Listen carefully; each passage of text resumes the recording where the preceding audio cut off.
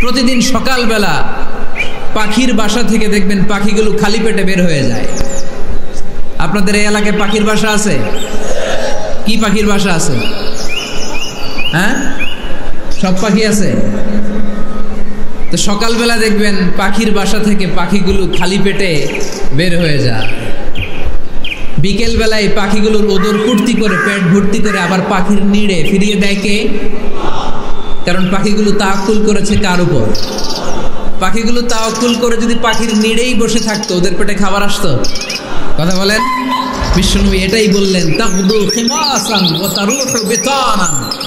তোমরা যদি পাখির মতো তাওয়াক্কুল করো, মানে আল্লাহর উপর তাওয়াক্কুল করে জমিনে বের হয়ে যাও, তোমাদেরও রিজিকের দায়িত্ব নিয়ে নেবে কে? সকালবেলা প্রতিটা পাখি না খেয়ে বের হয়ে যায়।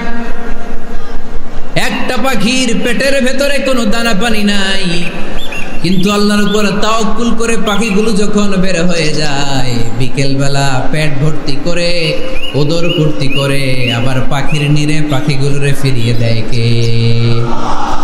পাখিগুলোকে আমাদের মতো খাবার জমা করে রাখতে পারে? আমরা তো 7 দিনের বাজার একবারে করে ফ্রিজে রাখি। পাখিদের ফ্রিজ আছে না? আছে। আমাদের অতিরিক্ত টাকা হলে আমরা ব্যাংকে ব্যালেন্স করে রাখতে পারি, অ্যাকাউন্ট করে রাখতে পারি। পাখিরাও তো অ্যাকাউন্ট করে রাখে না? না, প্রতিদিন না খেয়ে বের হয়। কালকে ওই পাখিটা কি খাবে, কোন জায়গা থেকে তার রিজিকের ব্যবস্থা হবে আল্লাহ ছাড়া কেউ জানে। এটার নাম তাওয়াক্কুল। এটার নাম কি? আমাদের সাধ্যের, আমাদের ক্যাপাসিটি, আমাদের ক্যাপাবিলিটির সবটুকু করে আমরা তাওয়াক্কুল করি একজনের উপর। চিল্লায় বলেন তিনি কে? এজন্য ইসলাম আমাদেরকে শিখায়, সালাত যখন শেষ বের হয়ে যাও, কাজে নেমে পড়ো। কাজে কোনো লজ্জা নাই, পরিশ্রমে কোনো লজ্জা আছে? যিনি রিক্সা চালায় এতে তার কোনো লজ্জা আছে? দিনমজুর, কুলি, ঠেলা গাড়ি চালায়, ছোট্ট ব্যবসা করে, এতে কোনো লজ্জা আছে? লজ্জা নাই। খেয়াল রাখবেন, লজ্জা হচ্ছে অলসতায়। লজ্জা কিসে? বিষ্ণু ঈসা ইসলাম বলেছেন, মা আকালা আহাদুন তুআমান কাত্তু খায়রুম মিন আইয়াকুলা মিন আমালি ইয়াদি। নিজ হাতে উপার্জিত খাবারের চেয়ে, অর্থের চেয়ে শ্রেষ্ঠ খাবার পৃথিবীর কোনো মানুষ কোনোদিন ভক্ষণ করে নাই। চিল্লায় কোন সুবহানাল্লাহ। শ্রেষ্ঠতম খাবার নিজ হাতে উপার্জিত খাবার। ঘাম জড়িয়ে যে অর্থ উপার্জন করা হয়, যে ইনকাম করা হয়, এটা হালাল। আর হালাল খেয়ে দোয়া করলে কবুল করে কে? এজন্য খেটে খাওয়া মানুষ, শ্রমজীবী মানুষ আর মেহনতি মানুষদেরকে বিশ্বনবী খুব ভালোবাসতেন। তারা বিশ্বনবীর বন্ধু আর বিশ্বনবী ছিল তাদের বন্ধু। সুবহানাল্লাহ পড়েন। এত ভালোবাসতেন বিশ্বনবী খেটে খাওয়ার মেহনতি মানুষদেরকে। সব সময় বিষ্ণু ইসলাম তাদের জন্য দোয়া করতেন। এজন্য যারা খেটে খায় তারা কপালওয়ালা, তারা মুস্তাজাবুদ দাওয়া। তারা কি? মুস্তাজাবুদ দাওয়া মানে এমন ব্যক্তি যে ব্যক্তি দোয়া করতে দেরি হয় কিন্তু দোয়া কবুল হতে দেরি হয় না। আপনারা এখানে ব্যবসা করেন কে কে? দেখি তো, হাত তুলেন তো। ব্যবসা, মাশাআল্লাহ, অনেক ব্যবসায়ী আছে তো দেখি। আচ্ছা, হাত নামান। চাকরি করেন কে কে? চাকরি, চাকরিও তো অনেক করে দেখি। হাত নামান। প্রবাসী, ছুটিতে দেশে আসছেন। হুজুর আমি আছি, কই? আপনি দেখতে আসছেন? মাশাআল্লাহ। কোন দেশে থাকেন? সৌদি আরব। আলহামদুলিল্লাহ। সৌদিতে ভাল লাগে নাকি সৌদি স্বপ্নের দেশ, খাটতে খাটতে জীবন শেষ? ইনশাআল্লাহ। আচ্ছা, ইউনিভার্সিটির স্টুডেন্ট আছো কারা কারা দেখি? মাশাআল্লাহ, হাত নামাও। ক্লাস 5 থেকে ইন্টারমিডিয়েট পর্যন্ত পড়াশোনা করতেছো, অথবা দাখিল আলিম পর্যন্ত, কারা কারা দেখি? মাশাআল্লাহ, হাত নামাও, হাত নামাও। একবারও যারা হাত তুলেন না এবার তারা হাত তুলেন। আন্নেরা কি করেন? হ্যাঁ, বেকার।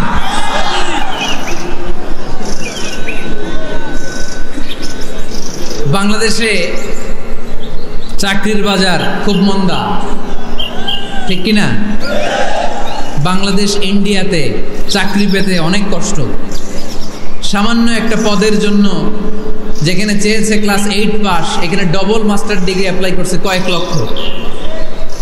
এজন্য আমাদেরকে উদ্যোক্তা হতে হবে। You have to be the entrepreneur. আমাদের উদ্যোক্তা দরকার বেশি বেশি, নতুন নতুন উদ্যোক্তা নিজেই এমন আইডিয়া নিয়ে আসবে যেই আইডিয়া বিক্রি করে দুর্দান্ত আইডিয়া দিয়ে তুমি পুরো দেশ কাঁপিয়ে দিতে পারো। পারা যাবে না লক্ষ্মীপুরের ছেলেরা? আইডিয়ার অনেক দাম। You have to generate new ideas. নতুন নতুন আইডিয়া এনে মানুষ গোটা বিশ্বকে তাক লাগিয়ে দিচ্ছে। এই যে গত কয়েক বছর আগে কারের একটা রাইড চালু হয়েছে, নাম হয়েছে উবার। কি নাম? ঢাকায় যারা চলাফেরা করেন তারা হয়তো চড়েছেন। উবারের নাম শুনছেন না? এই উবার কোম্পানি কি করে জানেন? নিজেদের ব্যবসা নাই, পুঁজি নাই, পাত্তি নাই, অফিস নাই, কিচ্ছু নাই, কোটি কোটি টাকা হাতায় নিচ্ছে। Just idea, just they are generating new ideas. নতুন নতুন আইডিয়া দিয়ে গোটা বিশ্ব কাঁপিয়ে নিয়েছে একটা মোবাইল অ্যাপসের মাধ্যমে। কিসের মাধ্যমে? Mobile apps. একটা কোম্পানি খুলেছে, গোটা বিশ্বের সব প্রাইভেট কারওয়ালারা ওইখানে রেজিস্ট্রেশন করে আপনি মোবাইলে কোথায় যাবেন, কোত্থেকে যাবেন লিখবেন, গাড়ি আপনার বাড়ির সামনে এসে হাজির। তার একটা পার্সেন্টেজ ওই উবার কোম্পানি পায়। ইউনাইটেড স্টেটস অফ আমেরিকার একটা স্টেট আছে সান ফ্রান্সিসকো, ওইখান থেকে শুরু করছে। 775টা সিটিতে ওদের অপারেশন আছে। বাংলাদেশে ঢাকাতেও আছে, আমি মালয়েশিয়াতে থাকি, ওখানেও আছে, ওখানেও আমরা চলি। প্রায় 63টা দেশে ওদের কাজ বাজ আছে। গত বছরে 2018 সালে ওদের প্রফিট ছিল, রেভিনিউ ছিল $11.27 billion. 11.27 billion dollar. Just they are selling their ideas. নতুন নতুন আইডিয়া দিয়ে গোটা বিশ্ব কাঁপাচ্ছে। এই উবার যখন চালু হলো, আমি তখন মালয়েশিয়ায় শুনলাম বাংলাদেশে নতুন আর একটা বাইরে হচ্ছে, পাঠাও। কি নাম? এটা বোধহয় সারা বাংলাদেশ ব্যাপী হয় নাই, 3টা জায়গায়, সিলেটে, চট্টগ্রামে আর ঢাকায়। এরা আরো চালাক। বাংলাদেশের ছেলেপেলেদের মাথায় চিকন চিকন অনেক বুদ্ধি। এরা ভাবলো এই উবার দিয়ে আর আমরা কত আগাবো, আমাদের গাড়ি আরো ছোট করতে হবে। এরা মোটরসাইকেল রাইড দেওয়া শুরু করছে। জ্যামের শহর ঢাকা, চিপা চাপা দিয়া এরা আপনারা নিয়ে জায়গা মতো পৌঁছায় দেবে। তো এই যে উবারের পরে আমাদের ছেলেরা বানাইলো পাঠাও। এরপরে কত কিছু বানাচ্ছে ছেলেপেলেরা, আমি তো এগুলো দেখে অবাক। রকমারি.com নাম শুনছো? বিক্রয়.com নাম শুনছো? ঘরে বসে বসে কোটি কোটি টাকা হাতিয়ে নিচ্ছে তারা। Just they are selling their ideas.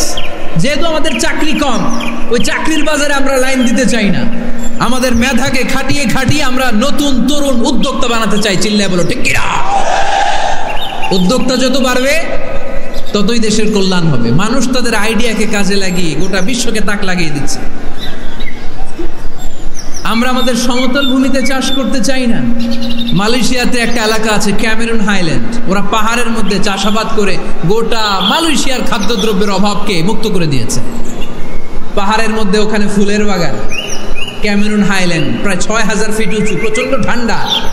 এই ঠান্ডা পাহাড়ি হিল ট্রাক্স এরিয়াতে মালয়েশিয়ার এই ক্যামেরুন হাইল্যান্ডে ওখানে আছে ফুলের বাগান, আছে ফলের বাগান, আছে চায়ের বাগান, ওখানে মধুর চাষ হয়, ওখানে শাকসবজি চাষ হয়, ওখানে অনেক কিছু চাষাবাদ হয়। ওই ফলমূল শাকসবজি দিয়ে গোটা মালয়েশিয়ার 14টা স্টেটে যত শাক সবজি ফলমূল লাগবে ওরা আঞ্জাম দেয়। আর আমরা আমাদের সমতল ভূমিতে চাষ করতে চাই না। আমরা চাষাবাদকে খুব লজ্জা মনে করি। এটা ভুল আইডিয়া। আমাদের যে এলাকা যেই জিনিসের জন্য বিখ্যাত ওইটাকে আমাদের ব্র্যান্ডিং করতে হবে। লক্ষ্মীপুর কিসের জন্য বিখ্যাত? নারিকেল সুপারি। নারিকেল সুপারি যে পৃথিবীর কত মানুষ, ইন্দোনেশিয়ান লোকেরা মুড়ির মতো খায় নারিকেল আর সুপারি। তো এইটারে আমাদের ব্র্যান্ডিং করতে হবে। যেই দেশে যেটা আছে, যে এলাকা যেই পণ্যের জন্য বিখ্যাত ওইটা আমাদের ব্র্যান্ডিং করতে হবে। আমাদের আদমজির জুট মিল বন্ধ না? ভাওয়ানি জুট মিল বন্ধ। আমাদের পাট শিল্পকে ধ্বংস করে দিয়ে ইন্ডিয়া এখন ওই কটনের পাঞ্জাবি বানায়, জুট কটনের পাঞ্জাবি। আছে না নাই? পুরা বাংলাদেশের মার্কেট এই জুট কটনের পাঞ্জাবি দিয়ে সয়লাভ। আমাদের বাংলাদেশের পাট দিয়ে যদি আমরা মিহি পাঞ্জাবি বানাতে পারতাম, গোটা বিশ্ববাজারকে আমরা দখল করে নিতে পারতাম। ঠিক কিনা? এজন্য আমাদেরকে নতুন নতুন আইডিয়া জেনারেট করতে হবে। চাকরির পিছনে বসে থাকলে চলবে না। আর আজান যদি হয়ে যায় ছুটে যাব মসজিদে, আর নামাজ শেষ হলে আমরা আমাদের কাজের দিকে চলে যাব। চিল্লায় বলেন ঠিক কিনা? যেটাই করব আমরা ভালোভাবে করব। আল্লাহ বলেছেন লিয়াবলুয়াকুম আইয়ুকুম আহসানু আমালা। লক্ষ্মীপুরের ভাইয়েরা আওয়াজ করে উত্তর দেন, আওয়াজ করে উত্তর দিতে হবে। জান্নাতে যেতে হলে 100তে কত নাম্বার পেতে হবে? হ্যাঁ হয় নাই। 51 কি নাম তোমার? হ্যাঁ ফরহাদ। জান্নাতে যেতে হলে 100তে আমার দরকার 51। 100তে কত লাগবে? فأما من ثقلت موازينه فهو في عيشة راضية। সেদিন মিজানের পাল্লা যার ভারী হয়ে যাবে সে আনন্দ উৎসবে থাকবে। তো মিজানের পাল্লা ভারী হওয়ার জন্য 100তে আমার কত পাওয়া লাগবে? কত পাওয়া লাগবে? 51 পেলেই হয়ে যাবে। এজন্য আল্লাহ বলছেন লিয়াবলুয়াকুম আইয়ুকুম আহসানু আমালা, যেটাই করবে ভালোভাবে করবে। আল্লাহ এটা পরীক্ষা করতে চান যে আমরা ভালোভাবে কে কতটুকু আমল করেছি। যারা আরবি বুঝেন আলেম ওলামা আপনারা জানেন এখানে আল্লাহ বলেননি লিয়াবলুয়াকুম আইয়ুকুম আকসারু আমালা। আল্লাহ এটা দেখতে চান যে তোমাদের মধ্যে থেকে কে বেশি আমল করে। এটা বলছে আল্লাহ? বলে নাই। আল্লাহ বলেছে লিয়াবলুয়াকুম আইয়ুকুম আহসানু আমালা, যে ভালো করে করে। এজন্য আমরা যাই করি না কেন কি করে করব? আওয়াজ করে বলতে হবে। কেমন করে করব? যে কোনো কাজ করো না ভাই, যে কোনো কাজ করো তা যেন হয় সবার চেয়ে সবচেয়ে সুন্দর। পড়েন, যে কোনো কাজ করো না ভাই, যে কোনো কাজ করো তা যেন হয় সবার চেয়ে সবচেয়ে সুন্দর। পড়েন, যে কোনো কাজ করো না ভাই, যে কোনো কাজ করো তা যেন হয় সবার চেয়ে সবচেয়ে সুন্দর। হোক না সেটা পড়া লেখা, রঙের ভাষায় ছবি আঁকা। পড়েন, হোক না সেটা পড়া লেখা, রঙের ভাষায় ছবি আঁকা। হোক না সেটা সামান্য কাজ কিংবা মহত্তর, তা যেন হয় সবার চেয়ে সবচেয়ে সুন্দর। যে কোনো কাজ করো না ভাই, যে কোনো কাজ করো তা যেন হয় সবার চেয়ে সবচেয়ে সুন্দর। চিৎকার করে বলেন ঠিক কিনা? আমরা যেটাই করি না কেন এটা ভালো করে করার দরকার আছে না নাই? এজন্য কাজে আর শ্রমে কোনো লজ্জা নাই। লজ্জা হচ্ছে অলসতায়। লজ্জা কিসে? অলসতায়। বিষ্ণু ঈসা ইসলামের কাছে এক সাহাবী এসে বলল, ইয়া রাসূলুল্লাহ আ'তিনি শাইআন, আপনি আমাকে কিছু দান করেন, আমার কিছুই নাই। বিষ্ণু বললেন, তোমার কিছু নাই? সাহাবী বললেন, ইয়া রাসূলুল্লাহ ঘরে আমার শুধু 2টি জিনিস আছে। কয়টা? চিল্লায় বলেন কয়টা? এক হচ্ছে একটা জামা, 2 হচ্ছে পানি খাওয়ার একটা জগ। বিষ্ণু বললেন, এই 2টাই নিয়ে আসো।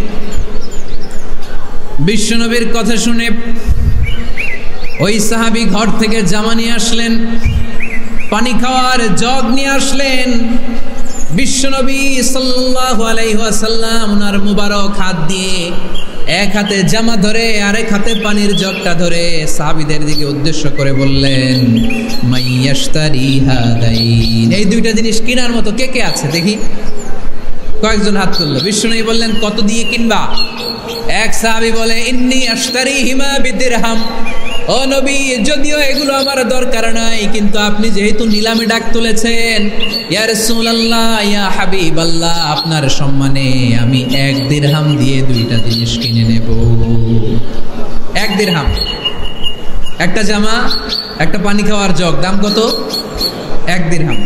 বিশ্বনবী বললেন, না না, 1 দিরহাম তো অনেক কম হয়ে যায়। মাইয়াজিদু আলা যালিক, এর চেয়ে বেশি দামে কে কিনবা? আরেক সাহাবী হাত তুলে বলতে লাগলেন, ইয়া রাসূলুল্লাহ ইয়া হাবিবাল্লাহ ওয়া ইন্নী আশতারিহিমা বিদিরহামাইন, আমি এই জামাটার পানি খাওয়ার জগটা 1 দিরহাম নয় 2 দিরহামের বিনিময়ে কিনতে চাই। বিষ্ণু ঈসা ইসলাম ওই সাহাবাকে দিয়ে 2 দিরহাম নিয়ে, যে লোকটা ভিক্ষা করতে এসেছিল তার হাতে 2 দিরহাম দিয়ে বললেন, যাও 1 দিরহাম দিয়ে ঘরে খাবার কিনে দিয়ে আসো, আরেক দিরহাম দিয়ে একটা কুঠার কিনে নিয়ে আসো। শুনতেছেন? কি কিনে নিয়ে আসো? কুঠার দিয়ে কি করে? গাছ কাটে। ওই সাহাবী কুঠার কিনে নিয়ে আসার পরে বিশ্বনবী নিজ হাতে কুঠারের মধ্যে একটা কাঠের হাতল লাগাই দিলেন। আল্লাহু আকবার। হাতল ছাড়া কুঠার ইউজ করা যাবে? বিশ্বনবী নিজ হাতে ওই কুঠারের ভেতরে একটা হাতল লাগাই দিলেন আর বললেন, লা উরিদু আন আরাকা 15 আইয়াম, এই কুঠার নিয়ে জঙ্গলে যাও, গায়ে অনেক শক্তি আছে, কাঠ কাটো, এই কাঠ কেটে বাজারে বিক্রি করো, সামনের 15 দিন যেন আমি আমার চোখের সামনে তোমার না দেখি। বিশ্বনবীর পরামর্শ অনুযায়ী কুঠার নিয়ে ওই সাহাবী জঙ্গলে চলে গেলেন। কাঠ কেটে বাজারে বিক্রি করতে করতে 15 দিন পরে 10 দিরহাম নিয়ে বিশ্বনবীর দরবারে হাজির হয়ে গেলেন। 10 দিরহাম নিয়ে বিশ্বনবীর কাছে হাজির হয়ে গেলেন। সাহাবী এসে বলল, ইয়া রাসূলুল্লাহ, এখন আর আমার ভিক্ষা করা লাগে না, আমার গায়ে অনেক শক্তি আল্লাহ দিয়েছে, আই এম ভেরি এনার্জেটিক। আপনার দেয়া বরকতের কুঠার দিয়ে আমি কাঠ কেটে কেটে স্বাবলম্বী হতে শুরু করেছি। সুবহানাল্লাহ পড়েন। আমি এখন 10 দিরহামের মালিক। বিশ্বনবী বললেন, লা আইয়াহতাতিবা আহাদুকুম হুজমাতান আলা যাহরিহি খায়রুম মিন আইয়াসআলা শাইআন ফায়ু'তিয়াহু আও ইয়ামনাহু। যাদের গায়ে শক্তি আছে তারা ভিক্ষা না করে কাঠ কেটে পিঠে সেই বোঝা নিয়ে বাজারে বিক্রি করা অনেক ভালো। কারণ কারো কাছে যদি তুমি হাত পাতো, সে দিতেও পারে, নাও দিতে পারে। আর কষ্ট করলে কষ্ট কোনোদিন বৃথা যায় না। চিল্লায় বলেন ঠিক কিনা? বিষ্ণু ঈসা ইসলামের অনুপ্রেরণায় এই সাহাবা অল্প কিছুদিনের ব্যবধানে স্বাবলম্বী হয়ে গেলেন। What is the moral of the story? বিশ্বনবীর এই প্রফেটিক স্টোরি থেকে আমাদের কি শিক্ষা? লেসন নাম্বার 1, বিশ্বনবী চাইলেই ওই 2 দিরহাম দিয়ে বলতে পারতো, যাও খাবার দাবার কিনে ফ্যামিলিতে দিয়ে আসো। সে ওই 2 দিরহাম নিয়ে খাবার দাবার কিনে ফ্যামিলিকে খাইয়ে রাত্রে আবার ভিক্ষায় নামতো। কথা কন, রাত্রে কি করতো? ভিক্ষায় নামতো। বিষ্ণু ঈসা ইসলাম তাকে কাজ করে খাওয়ার জন্য উৎসাহ দিলেন। পাশাপাশি বিষ্ণু ঈসা ইসলাম পার্মানেন্ট সলিউশন দিলেন। এজন্য পার্মানেন্ট সলিউশনের ব্যবস্থা করতে হবে। অনেকে আমরা জাকাত দেই, জাকাতের শাড়ি দেই, জাকাতের লুঙ্গি দেই, আছে না নাই? লক্ষ্মীপুরে এরকম দেয় নাকি? কি দেয়? হ্যাঁ, গাড়ি গাড়ি দেয়, শাড়ি না। জাকাতের শাড়ি, জাকাতের লুঙ্গি বলতে কোনো কথা ইসলামে নাই। এগুলো খুব কম দামি শাড়ি, যাদেরকে এগুলো দেয়া হয় তাদেরকে অপমান করা হয়, ঠিক কি না? আল্লাহ বলেছেন, ওয়ালাকাদ কাররামনা বানি আদম, I have dignified the status of the sons of Adam. আমি আদমের সব সন্তানদেরকে সম্মানিত করেছি। সুবহানাল্লাহ পড়েন। আপনাদের চেয়ে সম্মানিত কেউ আছে? মানুষের চেয়ে সম্মানিত গোটা বিশ্বে আর কোনো মাখলুকাত আছে? নাই। এজন্য জাকাতের শাড়ি দেয়া যাবে না, জাকাতের লুঙ্গি দেয়া যাবে না। জাকাতের শাড়ি আপনারা দেখছেন, এটারে একবার ধোয়ার পরে দ্বিতীয়বার পরা যায় না। মশারি কি পাতলা, এর চেয়েও পাতলা। এই জন্য জাকাতের শাড়ি, জাকাতের লুঙ্গি বলতে ইসলামে কোনো পরিভাষা নাই। আপনাকে স্বাবলম্বী করে দেওয়ার চেষ্টা করতে হবে। যারা লক্ষ্মীপুর জেলায় বিজনেস ম্যাগনেট আছেন, তারা একসাথে হয়ে একটা স্ট্রং জাকাত ম্যানেজমেন্ট প্ল্যাটফর্ম করতে পারেন, যেখান থেকে আপনারা বিভিন্ন থানায়, বিভিন্ন গ্রামে বাছাই করে করে কিছু ভাইদেরকে জাকাত দিতে পারেন স্বাবলম্বী করার উদ্দেশ্যে। যেই ফ্যামিলিকে আছে, কি নাম এটার? পল্লী উন্নয়ন ক্লাব। মাশাআল্লাহ, জাকাত ফান্ড দিয়ে বিদেশে লোক পাঠায়। এর চেয়ে সুন্দর পদ্ধতিতে জাকাত বিতরণ আর হতে পারে? যেই লোকটাকে, যেই ছেলেটাকে বিদেশে পাঠানো হয়েছে, ওই ফ্যামিলিটা আর কোনোদিন জাকাতের শাড়ি নেওয়ার জন্য লাইনে দাঁড়াবে? যেই ছেলেটাকে ওনারা অস্ট্রেলিয়ান গাভী কিনে দিছে, দুধ বিক্রি করে যেই ফ্যামিলিটা স্বাবলম্বী হতে শুরু করেছে, তারা আর কোনোদিন জাকাতের লাইনে যেয়ে দাঁড়াবে না। এজন্য জাকাত দিতে হবে স্বাবলম্বী করার জন্য। ইসলাম আমাদেরকে এটাই শিখিয়েছে, কাজ করে খেতে হবে। কাজে লজ্জা নেই, লজ্জা হচ্ছে অলসতায়। লজ্জা কিসে? আজকের আলোচনা থেকে এটা মুখস্থ করে নিতে হবে। কাজে লজ্জা নেই। লক্ষ্মীপুরের ইয়াংস্টারেরা শ্রমে লজ্জা নেই, পরিশ্রমে লজ্জা নেই, লজ্জা অলসতায়। লজ্জা কিসে? আরো জোরে। নবীরা কি এমনি এমনি বসে বসে খাইছে? কঠিন পরিস্থিতিতেও নবীরা পরিশ্রম করে উপার্জন করা লেগেছে, ঠিক কিনা? সাইয়েদনা মারিয়াম আলাইহিস সালাম, যার নামে আল্লাহ তাআলা কোরআনে একটা সূরা দিলেন, উনি পৃথিবীতে এমন একজন মহিয়সী নারী, যেই নারীর গর্ভে, যেই নারীর পেটের ভেতরে স্বামীর স্পর্শ ছাড়া সন্তান দিয়েছে কে? সাইয়েদনা ঈসা আলাইহিস সালাম পেটে আসলেন। মারিয়াম আলাইহিস সালাম লজ্জা পেলেন। হায় হায়, কেমন করে এলাকাবাসীদের কাছে আমি আমার মুখ দেখাবো? বিয়ে করি নাই, স্বামী নাই, বিয়ে হয় নাই, স্বামী নাই, কিন্তু পেটে সন্তান চলে এসেছে। হায় হায়, এলাকায় কেমনি মুখ দেখাবো? লজ্জায় পড়ে মারিয়াম আলাইহিস সালাম এলাকা থেকে চলে গেলেন। কি অবাক করে কাণ্ড! বাচ্চা ভূমিষ্ঠ হওয়ার জন্য, বড় হওয়ার জন্য 6 মাস 7 মাস লাগে নাই, পেটে বাচ্চা আসার সাথে সাথে বাচ্চাটারে বড় করে দিয়েছে কে? সাইয়েদাতুনা মারিয়াম আলাইহিস সালাম এবার বসে পড়লেন, বুঝতে আরম্ভ করলেন প্রেগন্যান্সির পেইন উঠেছে, হঠাৎ করে পেট থেকে বাচ্চা ভূমিষ্ঠ হয়ে যাওয়ার পরে উনি কাঁপতে আরম্ভ করলেন। ক্ষুধার চোটে খাবার কিছু নাই, সামনে ঝর্ণা, উপরে একটা খেজুর গাছ। সাইয়েদনা ঈসা আলাইহিস সালামকে কোলে নিয়ে মারিয়াম আলাইহিস সালাম মনে মনে ভাবে, হায় রে, কেউ যদি একটু খেজুর পেড়ে দিত, এই ক্ষুধার মুহূর্তে আমি খেজুর খেয়ে পেটের ক্ষুধা নিবারণ করতাম। রব্বুল আলামিন মারিয়ামকে উদ্দেশ্য করে আয়াত নাযিল করে দিলেন, ওয়া হুজ্জি ইলাইকি বিজিযিন নাখলাতি তুসাকিত আলাইকি রতবান জানিয়া। কুরআন সাক্ষী, হুজ্জি ইলাইকি বিজিযিন নাখলা, এর মানে হচ্ছে মারিয়াম কেউ পেড়ে দিবে না, একটু কষ্ট করে হাতটা উঁচু করে খেজুরের ডালা ধরে ঝাঁকুরি মারো, টসটসে কাঁচা পাকা খেজুর নিচের দিকে পড়বে, তারপর তুমি তুলে খাবে। সুবহানাল্লাহ পড়ে। আল্লাহ চাইলে অটোমেটিক্যালি কারামাত হিসেবে খেজুরগুলো নিচে ফেলতে পারতেন না? কথা কোন? খেজুরগুলো অটোমেটিক্যালি নিচের দিকে পড়ছে? পড়ে নেই। আল্লাহ শিক্ষা দিয়েছে, যেই পরিস্থিতিতে থাকো না কেন, তোমাকে শ্রম ব্যয় করে কষ্ট করে তোমার উপার্জন করতে হবে, রিজিকের বন্দোবস্ত করতে হবে। চিল্লায় বলেন ঠিক কিনা? ইসলাম আমাদেরকে এটাই শিখিয়েছে, কাজে লজ্জা নাই।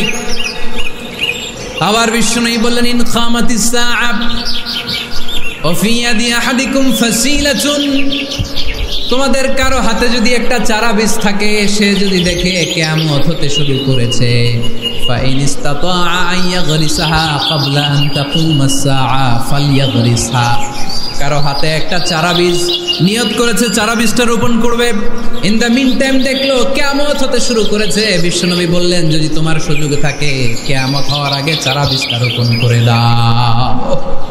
কথা বুঝতে পেরেছেন? আপনার হাতে একটা চারা বীজ, আপনি প্ল্যান করেছেন এই চারা বীজটা রোপণ করবেন, ইন দ্য মিন টাইম দেখলেন কি হওয়া শুরু হয়েছে, ইযা জুলজিলাতিল আরদু জিলজালাহা, দ্য বিগেস্ট আর্থকোয়েক, ভূমিকম্প শুরু হয়েছে, কিয়ামত হয়ে যাবে। বিশ্বনবী বললেন, কিয়ামত হইতেছে ওদিকে, আর তোমার হাতে যদি চারা বীজ থাকে, দেরি করো না, কিয়ামত তোমার কাছ পর্যন্ত আসার আগে সুযোগ পেলে চারা বীজটা রোপণ করে দাও। ইসলাম শিখিয়েছে শেষ নিঃশ্বাস পর্যন্ত তোমাকে লড়ে যেতে হবে।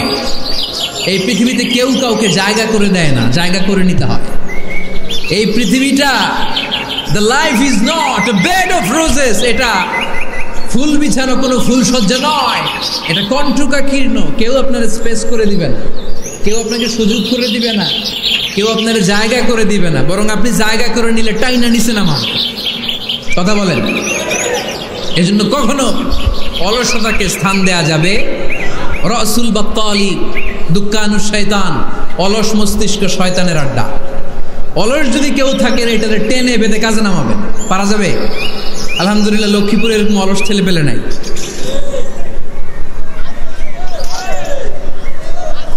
আছে? আমরা আজকে অলসতাকে নো বলে যাবো এই মাহফিল থেকে। অলসতাকে আমরা কি বলবো? আওয়াজ করে বলতে হবে, অলসতাকে কি বলবো আমরা? মুমিনের জীবনে কোনো অলসতা নেই। অলস হয় মুনাফিকরা। অলস হয় কারা? চিল্লায় বলতে হবে। মুমিনরা অলস হয়। অলস হয় কারা?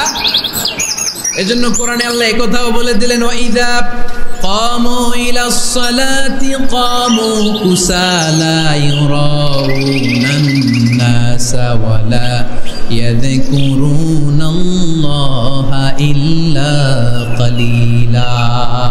সুবহানাল্লাহ পড়েন। মুনাফিকরা যখন মানুষকে দেখানোর জন্য নামাজে যায়, ওই নামাজে তাদের ইখলাস নাই, ওই নামাজের ভেতরে তাদের কোনো খুশু খুদু নাই, ওই নামাজের ভেতরে আছে শুধু অলসতা। ওই নামাজে কি আছে?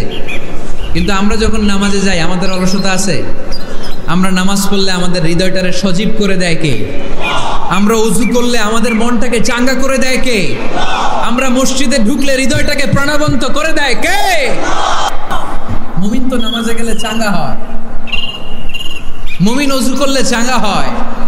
বিষ্ণু ইসা ইসলাম বললেন, ইয়াকিদু শাইতানু আলা কাফিয়াতি রাসি আহাদিকুম ইদা নাম। খেয়াল করে শুনবেন লক্ষ্মীপুরের ভাইরা, চমৎকার একটা হাদিস। আমরা যখন ঘুমোতে যাই, শয়তান আমাদের প্রত্যেকের মাথার পিছনে 3টা অলসতার গিট মারে। কয়টা? আওয়াজ করে বলেন। 3টা অলসতার গিট মারে। ইয়াকিদু শাইতানু আলা কাফিয়াতি রাসি আহাদিকুম সালাসা উকাব। 3টা গিট মারে যখন আমরা ঘুমোতে যাই।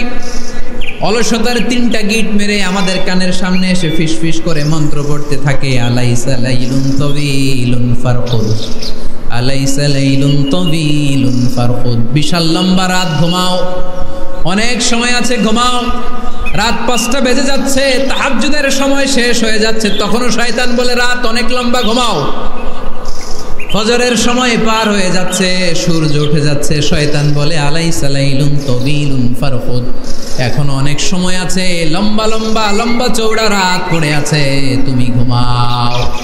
বিশ্বনবী বললেন ফাইনিস্তাইকাযা ওয়া যাকারাল্লাহ ইনহাল্লাত উকদা, আমার উম্মতের কেউ যখন ঘুম থেকে জেগে ঘুম থেকে ওঠার দোয়া পড়া শুরু করে দেয়, অলসতার প্রথম গিটটা সাথে সাথে খুলে দেয় কে?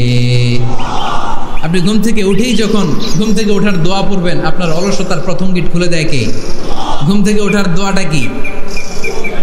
আলহামদুলিল্লাহিল্লাযী আহইয়ানা বা'দা মা আমাতানা ওয়া ইলাইহিন নুশুর।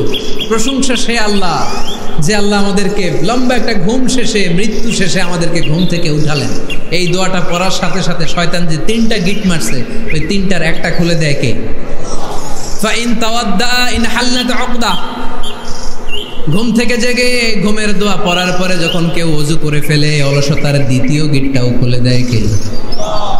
ওযু করার পরে ফাইন সাল্লাত ইনহাল্লাত উকদা, নামাজের মুসল্লায় দাঁড়িয়ে যখন নামাজ শুরু করে দেয়, অলসতার 3 নাম্বার গিটটাও খুলে দেয় কে?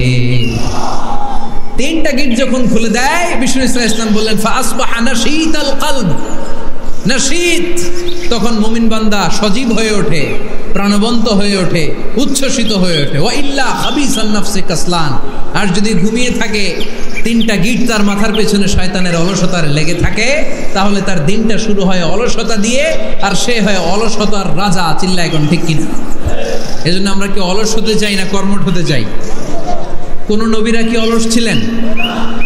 পৃথিবীতে কোন নবী অলস ছিলেন? সব নবী কর্মঠ ছিলেন। বিষ্ণু ইসলাম বললেন মা বাআসাল্লাহু নাবিয়্যান ইল্লা রাআল গানাম, এই পৃথিবীতে এমন কোন নবী নাই যেই নবী বকরি চড়ায় নাই। কি চড়ায় নাই? বকরিরে আপনারা লক্ষ্মীপুরের ভাষায় কি বলেন? কি বলেন? ছাগল। তো পৃথিবীতে এমন কোন নবী নাই যেই নবী কি চড়ায় নাই? ছাগল চড়ায় নাই। সাহাবারা বললেন ইয়া রাসূলুল্লাহ আনতা কাযালিক, আপনিও ছাগল চড়াইছেন? বিষ্ণু ইসলাম বললেন না, আমিও ছাগল চড়িয়েছি। ওয়া ইন্নী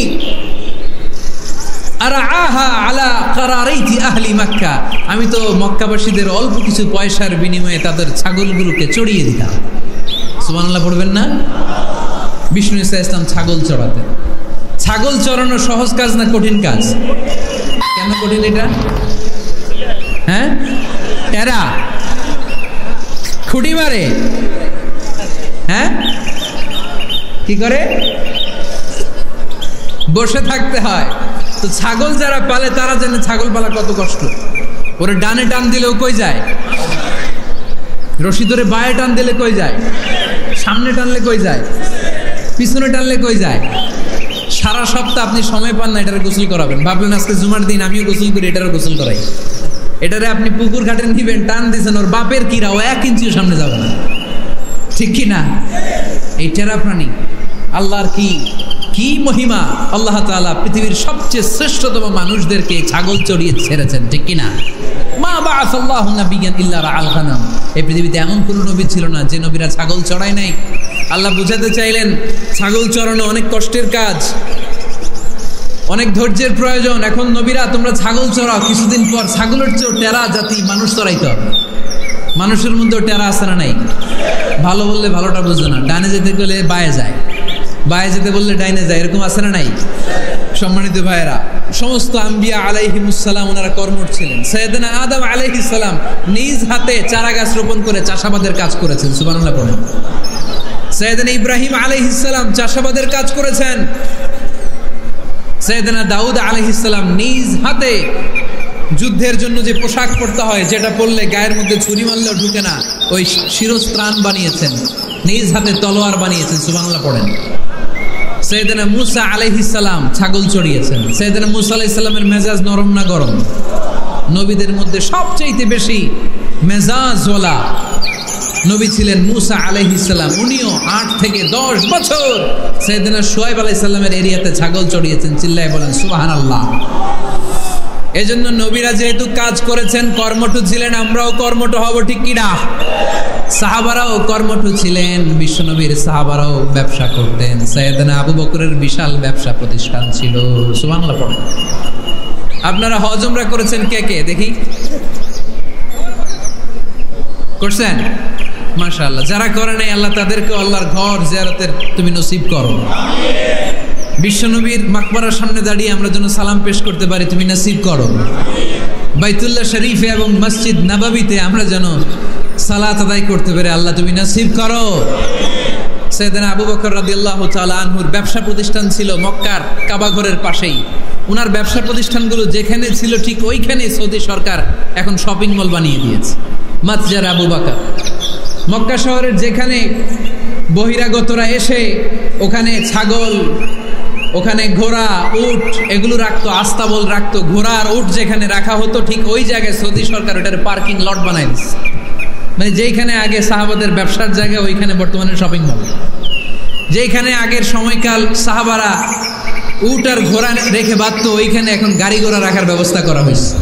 সাইয়েদনা আবু বকর অনেক বড় ব্যবসায়ী ছিলেন। ওনার নিজ টাকা দিয়ে হাবাসা থেকে আসা সাইয়েদনা বেলালকে তিনি 20,000 স্বর্ণ মুদ্রা দিয়ে উমাইয়া ইবনে খালাফের কবল থেকে তিনি মুক্ত করেছেন। সাইয়েদনা উসমান যুন্নুরাইন বড় ব্যবসায়ী ছিলেন। নিজের টাকা দিয়ে মদিনার মুসলমানেরা পানি খেতে পারে না, বিইরে রুমা নামে একটা কুয়া ছিল, এই কুয়ার মালিক ছিল ইহুদি। মুসলমানেরা পানি খেতে গেলে এসে বকা দিত, পানি খেতে দিত না। বিশ্বনবী বললেন, আমার সাহাবীদের মধ্যে এমন কি কেউ নাই নিজের অর্থায়নে বিইরে রুমা কিনে মুসলমানদেরকে দিয়ে দিবে? সাইয়েদনা উসমান যুন্নুরাইন বলল, ইয়া রাসূলুল্লাহ, আপনার খেদমতে আমি হাজির। মুহূর্তের মধ্যে সাইয়েদনা উসমান যুন্নুরাইন নিজের অর্থায়নে বিইরে রুমাটা কিনে মুসলমানদের জন্য সদকা করে দিয়েছে। তো ব্যবসা না করলে, কর্মঠ না হলে, উপার্জন না হলে সৎকা করা যাবে? চিল্লায় বলেন করা যাবে? সুনানে তিরমিজির বর্ণনা, বিষ্ণু ঈসা ইসলাম মক্কা থেকে যত সাহাবারা হিজরত করে মদিনায় এসেছে, মদিনাতে কোনো না কোনো সাহাবার সাথে বিশ্বনবী ভ্রাতৃত্বের বন্ধনে আবদ্ধ করে দিয়েছে। সুবহানাল্লাহ পড়েন। এজন্য মক্কা থেকে যারা এসেছে এদেরকে বলে মুহাজির। এদেরকে কি বলে? আর মদিনায় যারা ছিল এদেরকে বলে আনসার। এদেরকে কি বলে? আওয়াজ করে উত্তরে দিবেন। মক্কা থেকে যারা এসেছে তাদের নাম, আর যারা মদিনার সাহাবী তাদের নাম আনসার। আজকে এই মাহফিলে লক্ষ্মীপুর এর বাইরে থেকে কারা কারা আসছেন দেখি?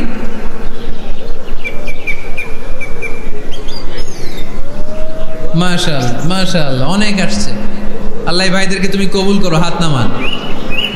এই যে লক্ষ্মীপুরের বাইরে থেকে যে ভাইরা আসছে তারা লক্ষ্মীপুরের মেহমান, ঠিক কিনা? মক্কা থেকে হিজরত করে যে সমস্ত সাহাবারা এসেছিল তারা ছিল মদিনার মেহমান। বিশ্বনবী এক এক মক্কার সাহাবীকে মদিনার এক এক সাহাবীর সাথে ভ্রাতৃত্বের বন্ধনে আবদ্ধ করে দিলেন।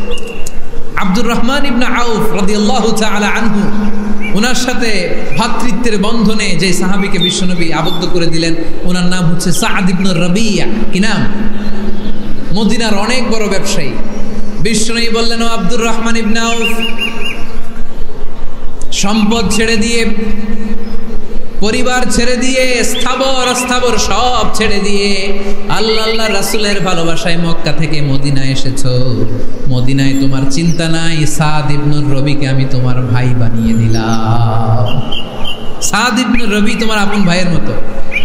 সাদ ইবনে রবি বলল, আব্দুর রহমান, জীবনে তোমারে কোনোদিন দেখি নাই, তোমারে আমি চিনি না, তোমার নাম শুনি নাই, কিন্তু বিশ্বনবী তো তোমার দায়িত্ব আমাকে দিয়েছে। আমার চেয়ে বড় ধনী মদিনার মধ্যে দ্বিতীয় কেউ নাই। আজ থেকে তুমি আমার ভাই, আজ থেকে তুমি আমার কি। আল্লাহ আমাকে যত সম্পত্তি দান করেছে তার অর্ধেক সম্পত্তি আমি তোমার নামে দিয়ে দিলাম। ও আব্দুর রহমান ইবনে আউফ, শুধু তাই নয়, রব্বুল আলামিন আমাকে 2 জন স্ত্রী দিয়েছে। কয়জন? তুমি দেখো আমার কোন স্ত্রীকে তোমার বেশি ভালো লাগে, যার নাম তুমি বলবে সাথে সাথে আমি তারে তালাক দিয়ে দিব। তার ইদ্যত পালন শেষে তুমি তাকে বিয়ে করে তোমার সাথে নিয়ে যাবা। সুবহানাল্লাহ। কারণ বিশ্বনবী তোমার দায়িত্ব আমার কাছে দিয়েছে, তুমি আমার ভাই। আমি মদিনার সবচেয়ে বড় ধনী, আমার অর্ধেক সম্পদ আমি তোমারে দিয়ে দিব, আমার 2 স্ত্রীর 1 স্ত্রীকে তোমারে দিয়ে দিব। সাইয়েদনা আব্দুর রহমান ইবনে আউফ এই কথা শুনে অবাক হলেন।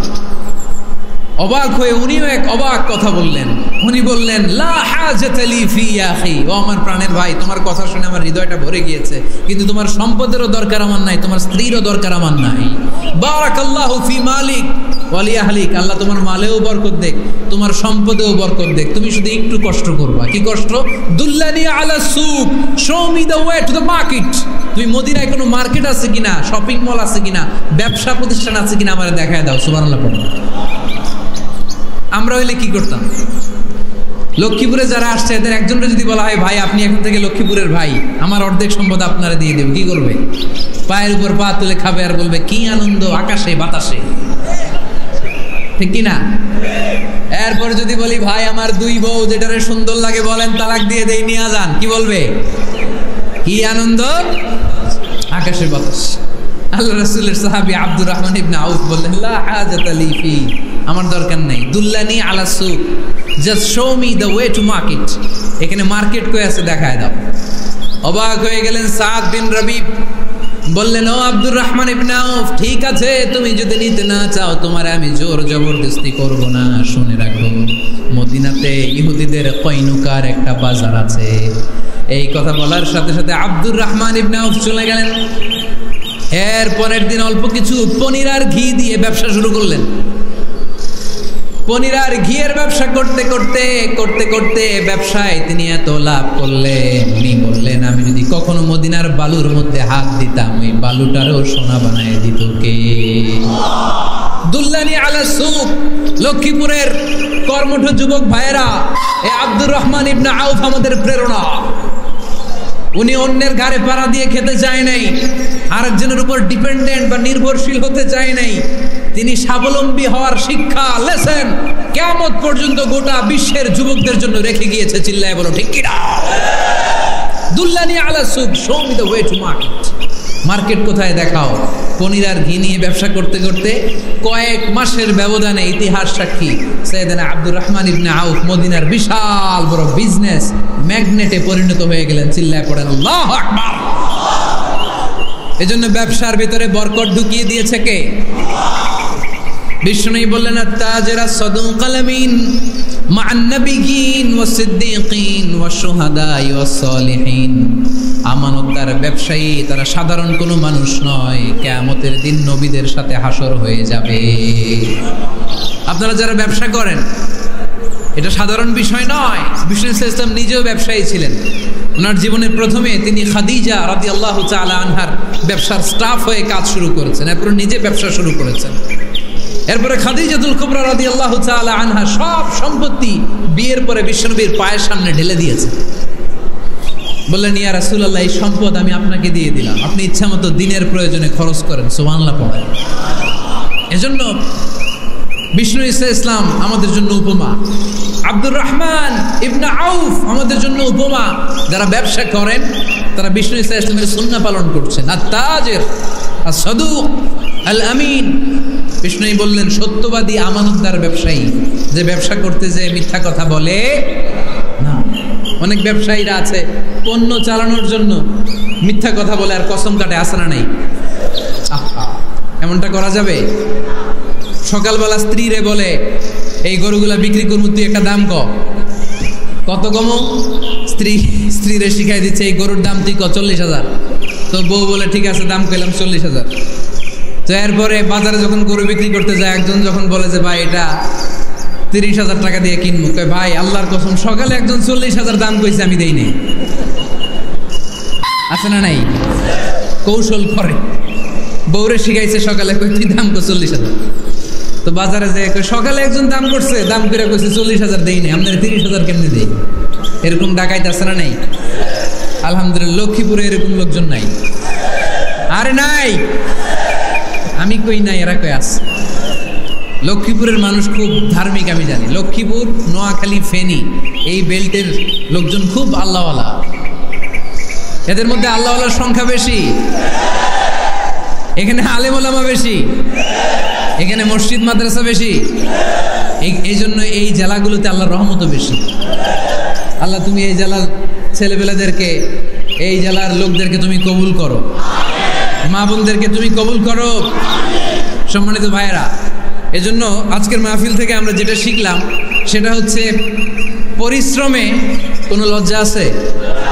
আমরা কাজ করে খাবো, ঠিক কিনা? Never under estimate any job. যুবক ভাইয়েরা, লক্ষ্মীপুরের যুবক ছেলেরা শুনতেছ? এরকম আওয়াজ করতে হবে, কান খাড়া করে শুনো। Never under estimate any job. কোনো চাকরিকে ছোট করে দেখা যাবে, whether it's small or big, you don't care. এটাতে কেয়ার করা যাবে না। ছোট্ট চাকরি পাইলে ঢুকে যাবা, বড় অফার আসলে পরে ঢুকবা। এটা ছোট কাজ, এটা হোটেলের ওয়েটার, এটা ছোট্ট স্টাফ, এটা কেরানি না। কাজ কাজই, কাজের মধ্যে কোনো ছোট বড় নাই। খেটে খাওয়া মানুষকে বিশ্বনবী অনেক সম্মান করতেন। বিষ্ণু ঈসা ইসলাম খেটে খাওয়া মানুষদেরকে এত ভালোবাসতেন, বিদায় হজের মতো এত গুরুত্বপূর্ণ ভাষণও এই মেহনতি মানুষদের কথা বাদ যায় না। সুবহানাল্লাহ পড়বেন না? দিনটা ছিল জুমাবার। বিষ্ণু ঈসা ইসলাম আরাফাতের ময়দানে দাঁড়িয়ে ঐতিহাসিক একটা ভাষণ দিলেন। এই ভাষণের নাম হলো বিদায় হজের ভাষণ। এই বিদায় হজের ভাষণেও খেটে খাওয়া মানুষের কথা বিশ্বনবী বাদ দেয় না। বিশ্বনবী বলেছেন, আরিক্কাকুম, খবরদার, অধীনস্থ কর্মচারীদের সাথে খারাপ আচরণ করো না। আতঈমুহুম মিম্মা তাকুলুন ওয়াকসুহুম মিম্মা তালবিসুন। খবরদার, মনে রেখো, তোমরা যা খাবে তোমাদের অধীনস্থ কর্মচারীদেরও তা খাওয়াবে, তোমরা যা পড়বে তাদেরও তা পড়াবে। বিশ্বনবী শেষ নিঃশ্বাস ত্যাগ করে যাওয়ার আগে যেই কয়েকটা কথা বলেছিলেন তার মধ্যে মেহনতি মানুষদের জন্য কথা আছে নাড়াই। বিষ্ণু ঈসা ইসলাম যখন শেষ নিঃশ্বাস ত্যাগ করবেন তিনি বলেছিলেন, আসসালাত আসসালাত, উম্মতেরা নামাজ নামাজ নামাজ ছেড়ে দিও না, নামাজ তরক করো না, নামাজ কাজা করো না। আর বলেছিলেন, ওমা মালাকাত আইমানুকুম, অধীনস্থ কর্মচারীদের সাথে খবরদার খারাপ আচরণ করো না। যারা কর্মচারীদের সাথে খারাপ আচরণ করে, যারা মানুষের কাছ থেকে শ্রম নিয়ে কাজ করিয়ে টাকা দেয় না, কিয়ামতের দিন তাদের বিরুদ্ধে মামলা দায়ের করবে কে? কে করবে? হাদিসে কুদসি সাক্ষী বিষ্ণু ঈসা ইসলাম বলেন, আল্লাহ তাআলা ফরমান, আনা খাসমুহুম সালাসাতুন আনা খাসমুহুম ইয়াউমাল কিয়ামা। তিন শ্রেণীর ব্যক্তির বিরুদ্ধে আল্লাহ বলেন, আমি নিজেই কিয়ামতের দিন মামলা দায়ের করব। I will be against them in the day of judgment. Three categories of people, I will be against them in the day of judgment. তিন শ্রেণীর লোক কিয়ামতের দিন তারা ছাড় পাবে না। আল্লাহ বলেন, আমি নিজেই তাদের বিরুদ্ধে মামলা দায়ের করব। এর মধ্যে এক শ্রেণীর লোক হচ্ছে রাজুলুন ইস্তাজারা জিরান ফাস্তাউফা মিনহু ওয়া লাম ইয়াতি আজরা। একজন শ্রমিক ভাড়া করে তার কাছ থেকে কাজ নিয়েছে কিন্তু তার পারিশ্রমিক আদায় করে নাই। এরকম আছে না নাই? দাপট দেখায়, দাপট দেখায় ইউনিভার্সিটির ক্যান্টিনগুলোতে। ইউনিভার্সিটির ক্যান্টিনে যে খায় মাগার বিল দেয় না, এরকম টাকায় আছে না নাই? চায়ের দোকানে চা খায় পরে দিমু, বিল দেয় না, আছে না নাই? দোকানে যে পণ্য কিনে বিল দেয় না, পরে দিমু, আছে না নাই? কিয়ামতের দিন আল্লাহ তোর এই মাস্তানি ছুটাবে, চিল্লা এখন ঠিক কিনা? আনা খাসমুহুম, আমি নিজেই তাদের বিরুদ্ধে মামলা দায়ের করব। কথাটা কার? এজন্য বিশ্বনবী বললেন, খবরদার, মেহনতি মানুষ, খেটে খাওয়া মানুষ, এদের দোয়া কবুল হয়ে যায়। আতুল আজিরা আজরাহু ক্বাবলা আন ইয়াজিফা আরাকুহু। খবরদার, বিশ্বনবী বললেন, শ্রমিকের ঘাম শুকিয়ে যাওয়ার আগে তাদের পারিশ্রমিক মিটিয়ে দাও। বিশ্বনবীর বিখ্যাত হাদিস, আতুল আজিরা আজরাহু ক্বাবলা আন ইয়াজিফা আরাকুহু। শ্রমিকের ঘাম মাটিতে লাগার আগে, শুকিয়ে যাওয়ার আগে তাদের পারিশ্রমিক মিটিয়ে দাও। কেননা তারা যদি বদদোয়া করে তোমার জীবনকে জাহান্নাম বানিয়ে দিবে কে? বিষ্ণু ঈসা ইসলাম সব সময় খেটে খাওয়া মানুষদেরকে আগলে রাখতেন। সব সময় শুধু যে ভাষণে মেহনতি মানুষদের সাথে ভালো আচরণ করতে বলতেন, শ্রমিকদের সাথে ভালো আচরণ করতে বলতেন এমনটা নয়, ওনার ব্যক্তিগত জীবন ঘাটলেও দেখা যায় উনি শ্রমিকদের সাথে কেমন আচরণ করেছেন। বিষ্ণু ঈসা ইসলামের একজন খাদেম ছিল, আপনারা তার নাম জানেন? কি নাম? সবাই বলেন। আনাস। আওয়াজ করে বলেন, বিশ্বনবীর খাদেমের নাম নামটা কেমন লাগে? ভালো লাগে?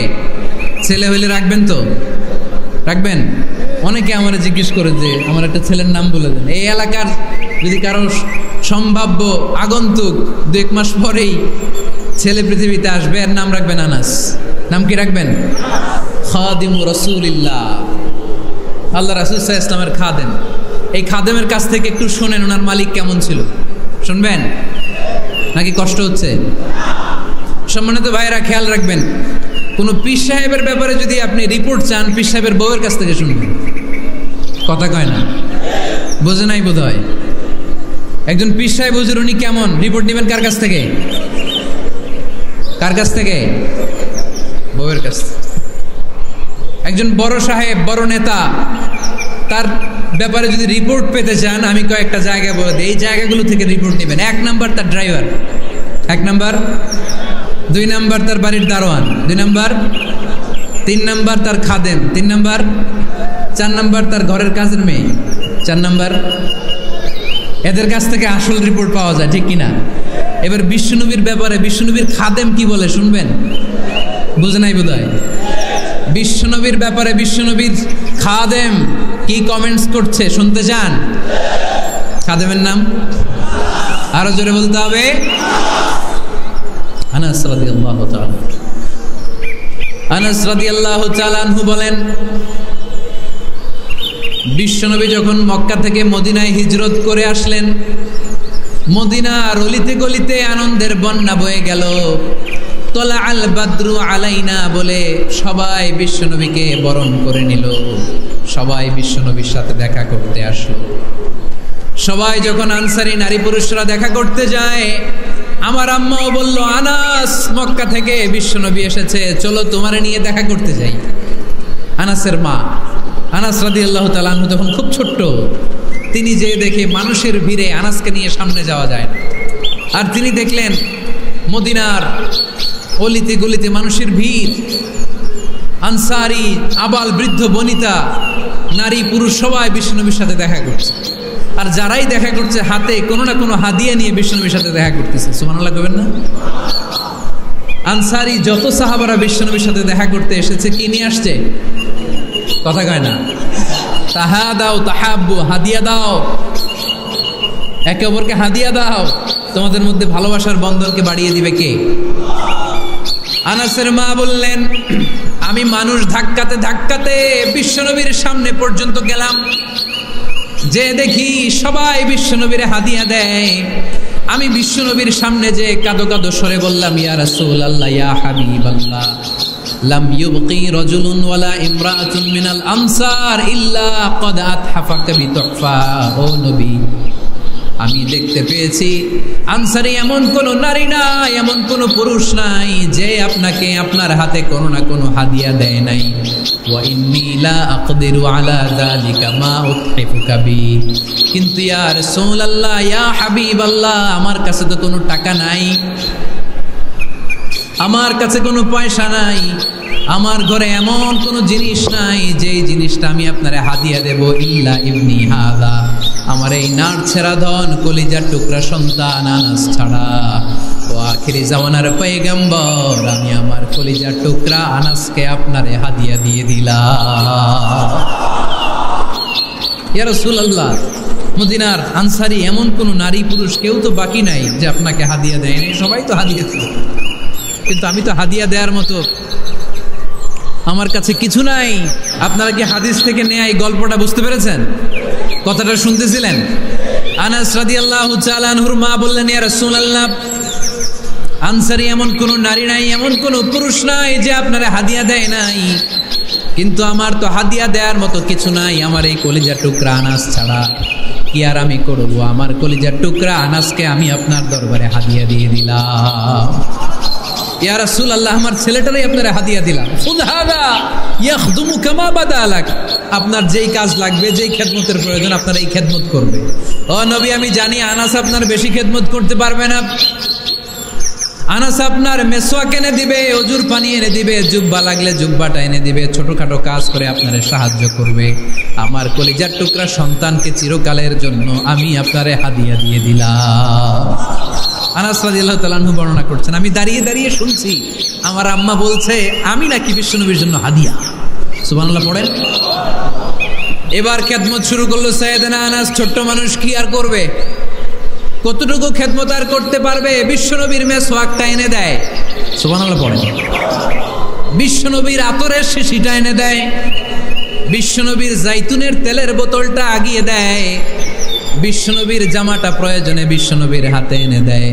সাইয়েদনা আনাস বলেন, আমি 1 বছর নয়, 2 বছর নয়, 5 বছর নয়, 7 বছর নয়, 10 বছর বিশ্বনবীর খেদমত করেছি। ফামা দরাবানি, 10 বছরে একদিনও তিনি আমারে মারে নাই। সুবহানাল্লাহ। একদিন আমার গায়ে হাত তোলে নাই। হাত তোলা তো দূরের কথা, ওয়ালা সাব্বানি, কোনোদিন গালি দেয় নাই। ওয়ালা আবাসা আলা ওয়াজহি, কখনো বিরক্তি সুরে ভ্রু কুচকে আমার দিকে বিশ্বনবী কোনোদিন তাকায় নাই। সুবহানাল্লাহ পড়ে। কোনোদিন আমার গায়ে হাত তোলে নাই। আরে হাত তোলা তো দূরের কথা, আমাকে ধমকি পর্যন্ত দেয় নাই। ধমকি দেয়া তো দূরের কথা, আমরা অনেক সময় বিরক্ত হয়ে ভ্রু কুচকাই না। এরকম বিরক্তি হলে আমরা কারোর প্রতি বিরক্ত হলে কি হয়? কপাল ভ্রু কুচকে ওঠে, ঠিক কিনা? সাইয়েদনা আনাস বললেন, কোনোদিন মারে নাই। খাদেম বলতেছে, খাদেম। বড় সাহেবের রিপোর্ট কার থেকে নিতে হয়? হয় খাদেম, নয় দারোয়ান, নয় ঘরের কাজের মেয়ে, তা না হলে ড্রাইভার। বিশ্বনবীর খাদেম বিশ্বনবীর ব্যাপারে কি কমেন্ট করছে? মা সাব্বানি ওয়ালা জারাবানি ওয়ালা আবাসা ফি ওয়াজহি। এই 10 বছরের খেদমতের জিন্দেগিতে কোনোদিন বিশ্বনবী আমারে মারে নাই, গায়ে হাত তুলে নাই। আরে হাত তোলা তো দূরের কথা, একটা ধমকও দেয় নাই। আরে ধমক দেয়া তো দূরের কথা, বিরক্তির সুরে ভ্রু কুচকে আমার দিকে কখনো তিনি তাকায় নাই। চিল্লায় বলো সুবহানাল্লাহ। আর আজকে মাইক পেলে মানবাধিকারের কর্মী কি সুন্দর কথা বলে, উইমেন রাইটসের কথা বলে, শিশু শ্রম নিয়ে কথা বলে, আর বাড়িতে কাজের মেয়ের গায়ের মধ্যে গরম খুন্তি পিঠের মধ্যে লাগিয়ে পিঠ ঝলসিয়ে দেয়। এরকম আছে না নাই? পত্রপত্রিকায় প্রায় দেখা যায় যে কাজের মেয়েদেরকে কি অত্যাচার করে। খুন্তি গরম করে করে চামড়ার মধ্যে লাগিয়ে স্কিন ঝলসে ফেলেছে, গ্রিলের মধ্যে বেঁধে রেখেছে, সময় মতো খাবার দেয় নাই, পিটিয়ে মাথার চুল কামিয়ে মাথা নেড়া করে দিয়েছে। এরকম আছে না নাই? এরা মানবাধিকারের ঠিকাদার, এরা মানবাধিকারের কথা বলে। আর বিশ্বনবী ইসলামের খাদেম বিশ্বনবীর ব্যাপারে বলেছে, কোনোদিন মায়ের তো দূরের কথা, হাত তোলা তো দূরের কথা, আরে ধমক দেওয়া তো দূরের কথা, বিরক্তির চেহারা নিয়েও কোনোদিন বিশ্বনবী আমার দিকে তাকায় নাই। চিল্লায় পড়েন সুবহানাল্লাহ। বিশ্বনবী একবার সাইয়েদনা আনাস রাদিয়াল্লাহু তাআলা আনহুকে একটা ছোট্ট জিনিস আনতে পাঠালেন। সাইয়েদনা আনাস রাদিয়াল্লাহু তাআলা আনহু জিনিসটা আনতে যে মদিনার অলিতে গলিতে বাচ্চাদের খেলা দেখে জিনিস আনতে ভুলে খেলায় দাঁড়িয়ে গেলেন। ছোট মানুষ, ছোট্ট একটা বাচ্চা যদি আমার সাথে নেই, সে কি আমার প্রয়োজন বুঝবে? আমার সেন্টিমেন্ট যেরকম, বাচ্চা কি ওটা টের পাবে? ছোট্ট আনাসকে বললেন, আমার জুব্বা নিয়ে আসো। বিশ্বনবী ইসলাম শাম দেশের জুব্বা পড়ত, বলতেন জুব্বা নিয়ে এসো। জুব্বা আনতে যখন বেরোলেন আনাস রাদিয়াল্লাহু তাআলা আনহু, দেখলেন মদিনার অলিতে গলিতে বাচ্চারা কুতকুত খেলে। কি খেলে? আপনারা খেলেন? তো এই খেলা দেখে আনাস রাদিয়াল্লাহু তাআলা আনহু ভুলে গেলেন যে বিশ্বনবীর জামা আনতে হবে। উনি ভুলে যে উনিও দাঁড়িয়ে খেলা দেখতে শুরু করলেন। এখন ঘন্টার পর ঘন্টা যায়, আনাসও আসে না, জামাও আসে না। বিশ্বনবী ভাবলেন, হায় রে, আনাস মনে হয় ভুলে গিয়েছে, কি আর করা, যাই নিজের জামা নিজেই নিয়ে আসি। বিশ্বনবী বের হলেন জামা আনতে। বের হয়েই দেখে মদিনার গলিতে বাচ্চারা খেলতেছে, ওইদিকে আনাস রাদিয়াল্লাহু আনহু দাঁড়ান। বিশ্বনবী সাল্লাল্লাহু আলাইহি ওয়াসাল্লাম কিছু বললেন না, যে উনিও আনাস রাদিয়াল্লাহু তাআলা আনহুর পাশে দাঁড়িয়ে খেলা দেখতে আরম্ভ করলেন। সুবহানাল্লাহ পড়বেন না? সাইয়েদনা আনাস খেলা দেখতে হঠাৎ বিশ্বনবীর দিকে চোখ পড়ে গেছে। বিশ্বনবীর চোখের দেখে যখন সাইয়েদনা আনাস রাদিয়াল্লাহু তাআলা আনহুর চোখ পড়ে গেছে, সাইয়েদনা আনাস বলে, আমার কলিজাটা এখান থেকে এইদিকে চলে আসছে ভয়ে। কিসে? ভয়ে।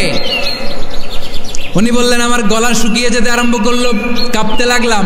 হায় হায়, এখন আমার মনে পড়ছে বিশ্বনবীর জামা আনতে পাঠাইছিল, ভুলে গেছে খেলার আবেশে পড়ে। উনি বললেন, বিশ্বনবী আমারে ধমক দেন নাই, আমার গায়ে হাত তোলেন নাই, জামা আনতে পাঠাইছি, এখানে খেলা দেখতেছো এটাও বলেন নাই, বিরক্তিও প্রকাশ করেন নাই। বিশ্বনবী শুধু একটা হাসি দিয়েছেন, স্মাইল। কি দিয়েছেন? একটা মুচকি হাসি দিয়েছেন। কি হাসি? সাইয়েদনা আনাস বলে, ওই যে ওই দিনের বিশ্বনবীর মুচকি হাসির শাসন মরার আগের দিন পর্যন্ত আমি আনাসকে সোজা রাস্তায় রেখেছি, আর ডানে বায়ে নেয়নি। শাসন করতে জানলে লাঠি লাগে না, শাসন করতে জানলে ধমক লাগে না, শাসন করতে জানলে পিট্টি দেয়া লাগে না, মুচকি হাসি দিয়েও শাসন করা যায় কি যায় না? সাইয়েদনা আনাস বলেন কোনোদিন মারে নাই, কোনোদিন ধমক দেয় নাই, সব সময় আমাকে আদর করেছে। চিল্লায় পড়েন সুবহানাল্লাহ। এজন্য সব সময় বিষ্ণু ঈসা ইসলাম শ্রমিকদেরকে ভালোবাসতেন। শ্রমে কোনো লজ্জা নাই, লজ্জা হচ্ছে অলসতায়। আজ থেকে এই মাহফিল, এই এত বড় আয়োজন, এত বড় গ্যাদারিং তখনই সার্থক হবে যখন আমরা এই সিদ্ধান্তে আসতে পারবো যে আমরা অলস সময় কাটাবো না, আমরা আমাদের এই সময়গুলোকে প্রোডাক্টিভ ওয়েতে কাজে লাগাবো, কোনো না কোনো কাজের সাথে জড়িত হব। Never under estimate any job, whether it's big or small, বড় হোক বা ছোট হোক, কোনো কাজকে আমরা ছোট করে দেখব না। যে কোনো কাজ করো না ভাই, যে কোনো কাজ করো তা যেন হয় সবার চেয়ে সবচেয়ে সুন্দর। আমাদের অবসর সময়গুলোকে কাজে লাগানোর দরকার আছে না নাই? আমরা নিজেদেরকে কর্মঠ করে, কর্মজীবী হিসেবে, শ্রমজীবী হিসেবে নিজেদেরকে প্রতিষ্ঠিত করতে চাই। রাজি আছো মুসলমান? লক্ষ্মীপুরের যুবক ছেলেরা আওয়াজ করে বলো পারা যাবে? লজ্জা কিসে? লজ্জা কিসে? অনেকে টাঙ্কি মারে, এদিক সেদিক ঘুরে আর বলে আমার আব্বা চেয়ারম্যান। আরে তোর আব্বা চেয়ারম্যান, তুই কি?